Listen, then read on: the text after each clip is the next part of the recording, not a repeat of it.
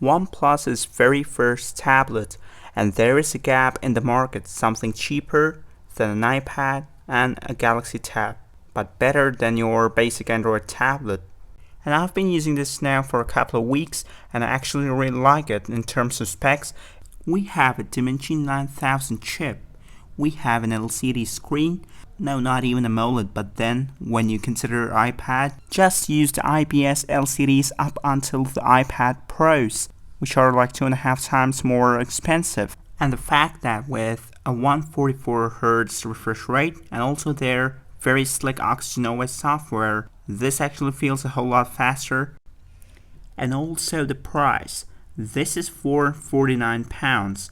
$479 or €499, which means here in the UK it's about 50 quid less than this guy. The 10th gen iPad, which is very nice and quite big refresh over the 9th gen iPad, which they are selling, while that is a good deal cheaper.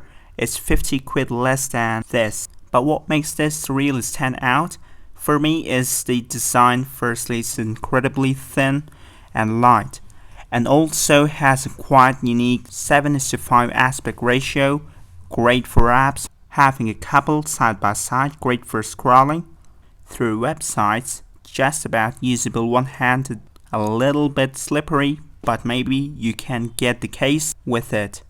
It's a 2800 by 1800 resolution, which gives us a nearly 300 pixels per inch density, which is the PPI.